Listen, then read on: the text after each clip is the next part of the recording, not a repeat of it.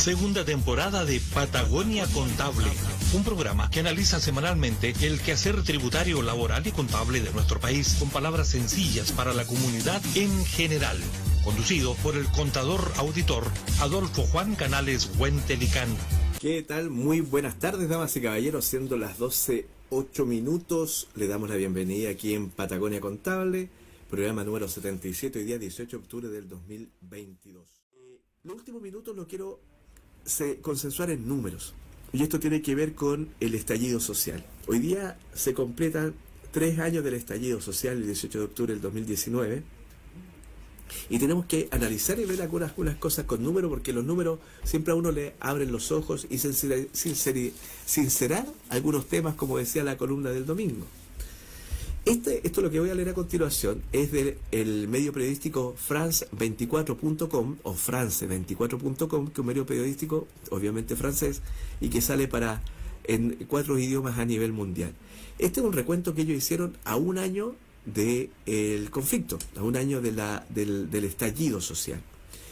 Dice, algunos números son así.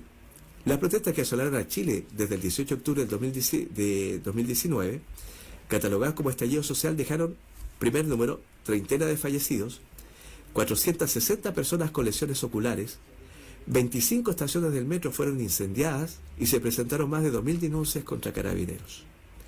La olla a presión comenzó a bullir el 6 de octubre cuando la tarifa del tren subterráneo subió 30 pesos, que equivale en este momento a 0,03 centavos de dólar. Y ahí salieron las frases que decían, no son 30 pesos, sino los 30 años. Y ahí se menciona, ¿cierto?, todo el tema y las causas, los saqueos por delito, que se registran más de 4.004 imputados. En cuanto a incendios y aporte de artefactos incendiarios, 208 individuos fueron formalizados y 68 condenados. Por desórdenes públicos, en tanto, la Fiscalía inculpó a 678 personas. Respecto a la violencia institucional, la Fiscalía asegura que 8.800 personas denunciaron hasta ahora delitos cometidos por agentes del Estado. Por su parte, el Instituto Nacional de los Derechos Humanos presentó 2.520 acciones legales entre el 18 de octubre de 2019 al 18 de marzo de 2020, que presentan acciones a víctimas que denunciaron. Muchos números y números que no dejan de ser cuantiosos. Ya tenemos números, ya tenemos información. Sigamos conversando ahora lo que nos dice, por otro lado, en un artículo, un reportaje académico muy bueno, que yo creo que hay que replicarlo acá en Magallanes, que se presenta en CIPER, que se llama Demandas, Organizaciones y Violencias, Perspectivas para entender la revuelta del 2019. Lo hizo Matilde Alain, Gonzalo de la Maza, Antoine Mailet y Ricardo Rivas, académicos del Centro de Chile. Nada más que este texto. Nuestra hipótesis es que el momento del estallido o despertar generó una construcción de referentes culturales y colectivos ad hoc. O sea, ¿qué significa? Que levantamos como una forma de protestar, una forma ya como que no se identificó las personas con la protesta, con esta molestia general. Por eso es como una cultura, porque es algo generalizado. Y toda la gente que está relacionada se refiere a la parte ad hoc. Y dice, generó una construcción de referentes culturales y colectivos ad hoc propios del momento, los cuales no siempre se vehiculan y llevan a la formulación de demandas clasificables. Es decir, que se levantó una serie de descontento, pero que en ese momento que se hizo este reportaje, el 1 de noviembre del 2020, era poco cuantificable. Patagonia Contable, aquí vemos números. Otro reportaje, publicado en el Mostrador Semanal por Iván Weisman el 17 de octubre. Clase media, el programa de las Naciones Unidas para el Desarrollo nos dice que tenemos que volver a hablar de pobreza en Chile. Textualmente dice, advierte que a pesar de ser un país de ingreso medio alto, porque recordemos que nuestra brecha entre el ingreso alto y bajo es terrible, en Chile hay personas y hogares que aún enfrentan carencias sociales, esto fue escrito ayer, y añade que se manifiestan en áreas como la salud, la educación, el trabajo, la vivienda o la salud mental. Los desafíos que los beneficios del desarrollo alcancen al conjunto de su población de manera inclusiva y sostenible. Y acá vamos a ver una definición de pobreza. Un comentario de la pobreza que hace don Iván Weisman. Dice, la pobreza no es solo una cuestión económica o material. Es un fenómeno complejo y multidimensional que implica tanto la escasez de ingresos como la falta de desarrollo humano y exclusión social. En tal sentido, la pobreza puede ser entendida como la privación de capacidades básicas o oportunidades reales que tienen a su disposición las personas para desarrollar sus vidas. A veces uno comete el error cuando uno ha pasado varios años ya de vida y gracias a Dios tuvo la suerte de tener una formación profesional, de ver que la vida es fácil si es que tú te vas abriendo las puertas. Las puertas a veces no se abren, a veces las puertas se te cruzan en el camino por casualidad y como un carro suelto llegas y la tomas. Pero vemos que cuando hay pobreza, estas puertas no existen siquiera. Entonces la lucha de un país es evitar que caigamos en pobreza. En Argentina los niveles de pobreza, ahora no tengo ningún indicador serio que darles, pero habían comentarios que llegaba hasta el 40-50% del país. Pero ahí siguen funcionando los argentinos con su optimismo de siempre, pero un nivel de pobreza muy alto. Lo que sí tengo los números son los 33 millones de gente que pasa hambre en Brasil, y ese reportaje está guardado en los podcasts anteriores, es una información seria. Lo que tenemos que luchar y evitar como Estado, como país, es que lleguemos a pobreza masificada como han sido en años anteriores. Ahora, la pregunta es, y habiendo escuchado estos 3 reportajes de gente especializada, periodistas, etcétera, ¿cuáles son las necesidades que tiene Chile? A 3 años de la revuelta social, de la explosión social, del despertar social, como usted lo quiera llamar, ¿han cambiado realmente las necesidades? Pongámosle los números. Las pensiones son bajísimas. Ya hablamos de que con un ahorro en programas anteriores y el anterior, que con un ahorro de 100 millones de pesos en tu fondo de pensiones, tu pensión va a ser de 420.000 pesos. También lo hemos reiteradamente conversado de que las pensiones básicas solidarias es de 193.000 pesos, que no alcanza para nada. La ministra del Trabajo, Janet Jara, nos dice, cierto, publicado creo que no sé si es del Mostrador o en EMOL, que nos dice que el sistema FP ya fracasó a efectos de pagar buenas pensiones. Necesitamos traer a Chile los sistemas mixtos. Pero la ministra ¿sabe cuánto cuesta un sistema mixto para el Estado? Lo que ya sabemos es que viene un aporte extra del empleador del 6%, pero ¿y ese 6% en número cuánto va a ser? ¿Cuánto va a parchar ese 6% que llega el primer mes con las pensiones de la gente que hoy día está pasando hambre? No tenemos números, tenemos solamente intenciones. Y yo lo digo seriamente, en Chile, en el mundo, no hay ningún país que tenga un sistema de pensiones óptimo. Lo que logran hacer los países desarrollados es entregar servicios óptimos. O sea, mi pensión no era como mi sueldo, es baja. Pero cuando voy a un hospital, que es lo que vamos a conversar a continuación, me atienden como si fuese una clínica privada. Entonces ellos compensan y redistribuyen lo que no te entrego a ti, te lo voy a entregar en un servicio real y concreto, que es un servicio de salud y un servicio educacional. Entonces, ¿qué es lo que queremos en Chile? ¿Mejorar las pensiones o mejorar el servicio de salud? ¿Y por qué toco el tema de salud? Primero, porque tenemos que pensar de que si por nuestro sistema de pensiones, que es un sistema malísimo, vamos a tener que trabajar sobrepasada la edad de jubilación, como muchas personas hasta el día de hoy lo hacen.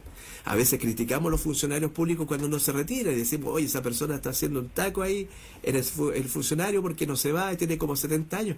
Pero es que esa persona no se puede ir, porque en el servicio público gana un X sueldo que puede ser 1 millón, pero si se jubila va a ganar 250 lucas. Entonces obviamente ya estando ahí no lo quiero soltar, porque si no me significa pasar pellejerías. No es la suerte de todos, hay gente que ha tenido la suerte de poder ahorrar. La suerte digo porque ningún familiar se le enfermó ni pasó ningún problema económico serio. Entonces va pasando y ahorra, pero hay gente que no, que se aferra a su trabajo porque no les queda otra alternativa. En el caso nuestro nos va a tocar a todos. Entonces ahí viene el tema de la FP. ¿Cómo buscamos una solución para que las pensiones sean buenas? ¿O cómo mejoramos el sistema de salud? Y ahí viene el tema político, que es lo que a uno lo estresa. Que es la derecha, que aparece siempre como un mesías, especialmente ahora que había ganado el rechazo, ¿cierto?, por el tema de la Constitución, no propone tampoco nada al respecto. Y ellos son los padres de este sistema mediocre que tenemos de FP. Con igual en los años 80 se engañó a mucha gente que estaba con el sistema antiguo y lo hicieron cambiarse del sistema los vendedores de FP el año 81. Entonces la pregunta mía es, si somos tan buenos para enjuiciar y decir que el gobierno no hace nada, claro, tienen razón, pero tampoco ellos hicieron nada en 8 años. Entonces, ¿cuál es la solución concreta que proponen hoy día para que esto solucione? ¿Cuál es el sistema de mixto o lo vamos a parchar con los 6% que vamos a entregar? Y lo otro, el Estado actualmente, el gobierno actual, ¿qué propone para multiplicar los dineros? ¿Va a proponer algo especial? Porque la FP multiplica por 4, ¿y ustedes por cuánto lo van a multiplicar? ¿O solamente van a ocupar esa plata y la van a entregar tal cual como entró? ¿Dónde está el crecimiento de esos recursos? Aquí la solución es sentarse a conversar entre todos y buscar una solución y dejarse estar peleando y pateándose las carillas en los medios de comunicación. Acá viene el tema de salud, que ya voy terminando.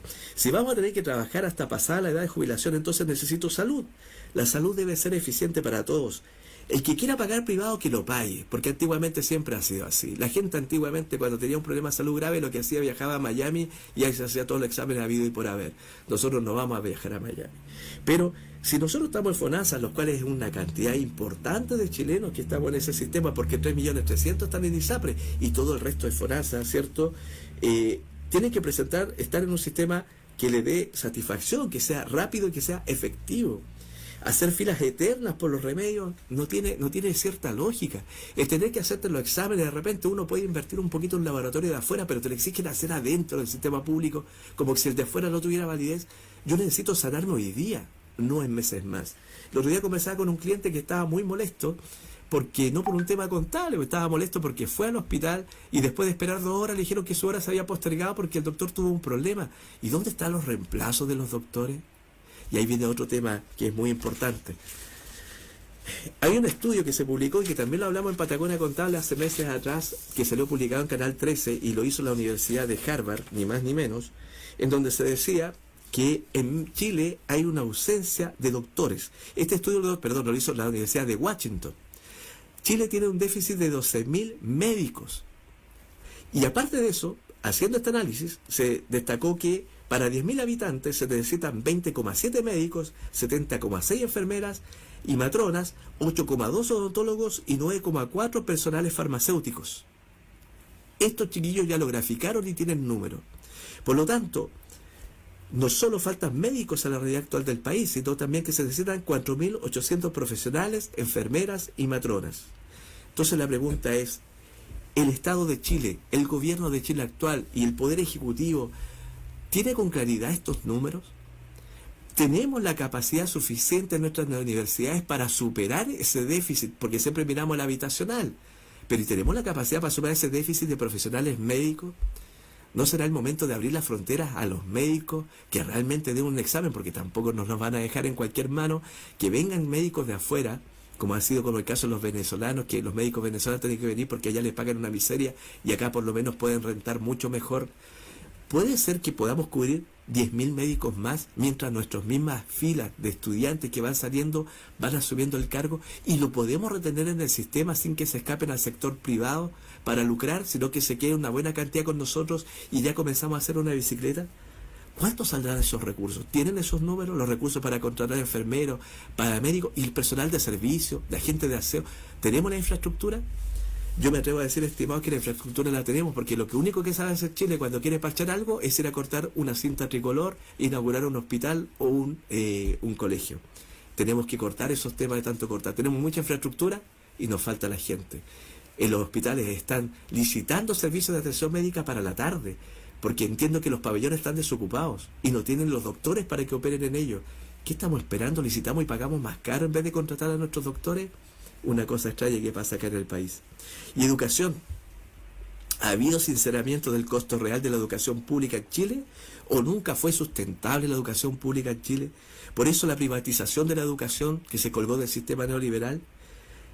Por eso las corporaciones municipales viven endeudadas. ¿Cuál es la verdad de la educación en Chile? ¿Dónde están los números? Es otra respuesta que el Estado en conjunto tiene que entregar. Poder Ejecutivo, Poder Legislativo. Y decirnos, chiquillos, nos faltan tantos millones de pesos y tenemos que elegir entre mejorar esto o lo otro, porque no es que me esté emocionando, es que tengo sed. Tenemos que hacer lo uno o lo otro, porque si no, ¿qué potenciamos? Potenciamos la salud y educación, porque 3 años de la explosión social, creo que muchas cosas estamos igual y solamente nos hemos visto enfrascados en discusiones ideológicas, pero nada concreto. Así que invito a la cordura a todos en general para analizarlos con números, porque los números no mienten. A 3 años de la explosión social. Segunda temporada de Patagonia Contable, un programa que analiza semanalmente el quehacer tributario, laboral y contable de nuestro país con palabras sencillas para la comunidad en general. Conducido por el contador auditor Adolfo Juan Canales Huentelicán.